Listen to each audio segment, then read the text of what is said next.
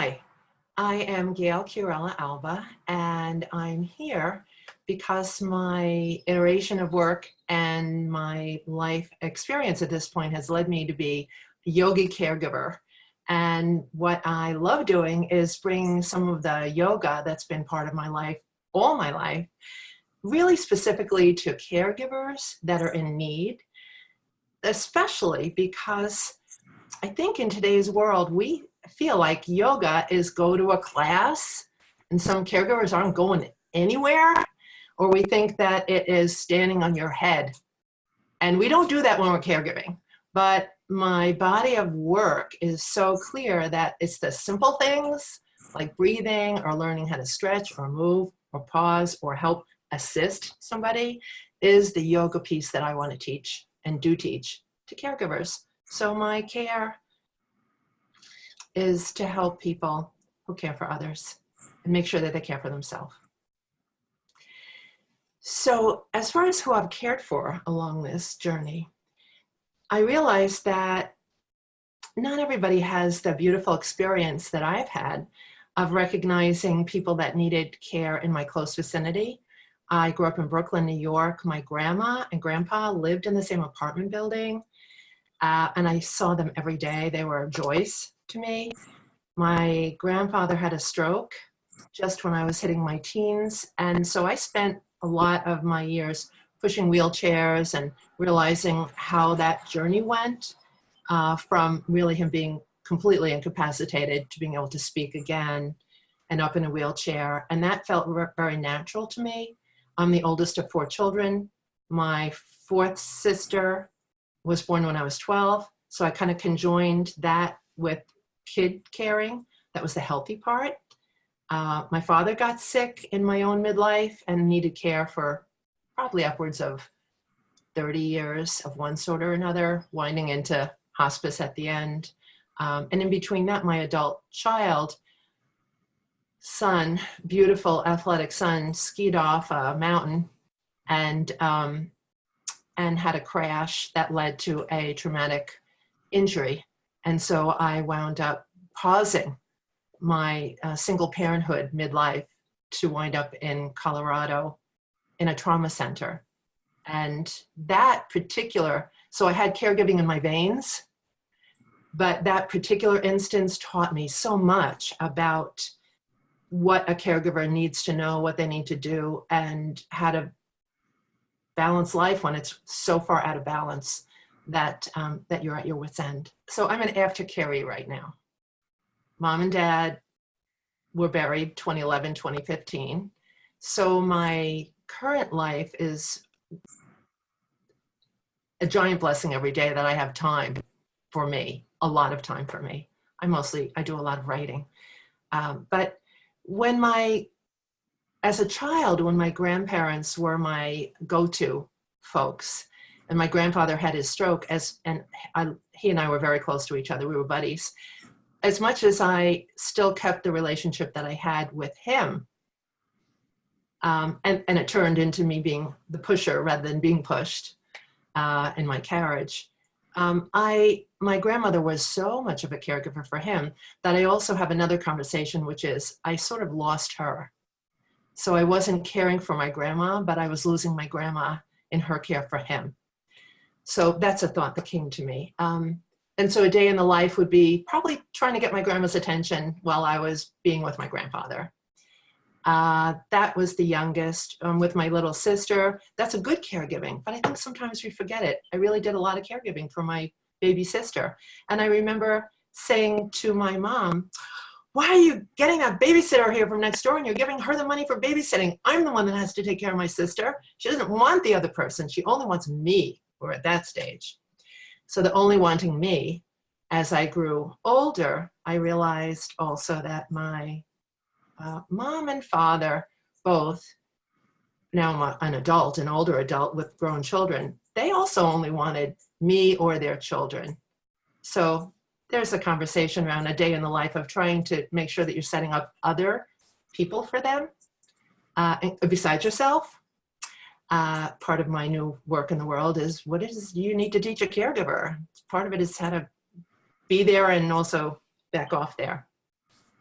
With my son, who I have to say is so clear and so healthy and so got past it, but he is very unusual in the annals of the severity of his injury and his ability to be who he is today.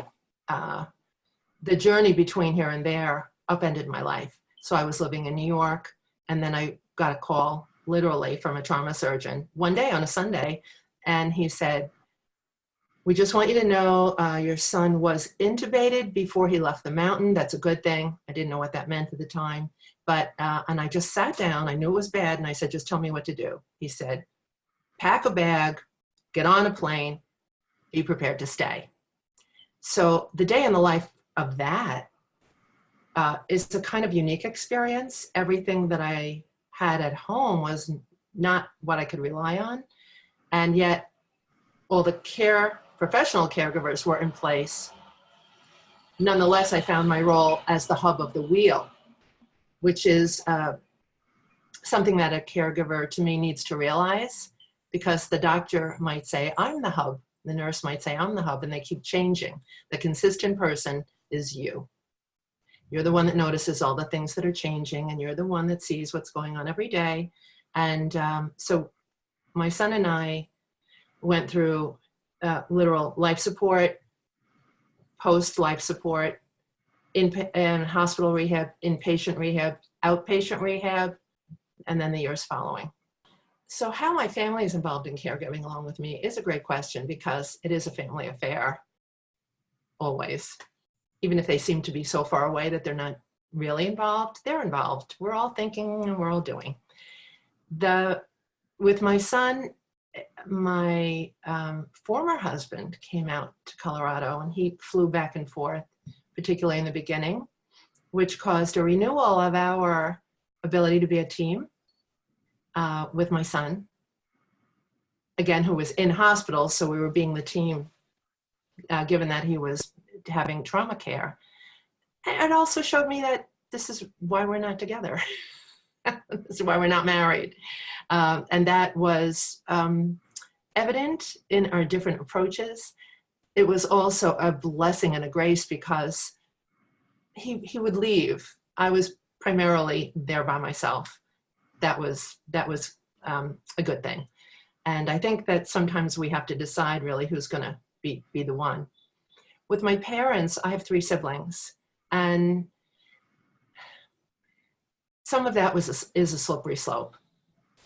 Was a slippery slope and is a slippery slope, because each individual can believe that they are either doing more or not doing enough, or somebody wants somebody else to be doing something different than they are. One of my sisters had a much closer physical relationship to my parents. They lived around the block from each other. I lived in another state. I wound up moving to the state where my parents were. And for the last 5 years of their lives, I moved from New York to Pennsylvania, primarily because they were both in need. And I knew that I wanted, as a personal choice, to be closer and live some of that end time with them. I knew it would be really good for all of us. So I chose that. And it was really good for all of us. The thing that I want to say about family is communicate, communicate, communicate. So some of that was me pulling for information. I really had to work hard at that.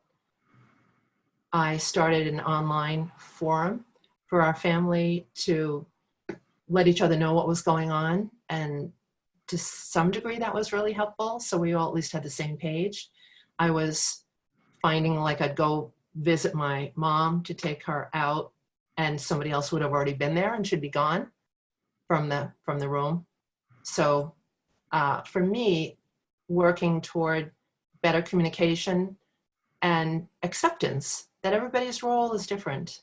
Mine was more specific to oversight in some ways than to wanting to maybe do the shopping for her laundry stuff or filling her kitchen. I didn't do much of that. One of my other siblings did a lot of that. But when it came to keeping on top of what did the doctor say and what meds is she on and how does that work, I was on that like a dog. So communicate, communicate, communicate.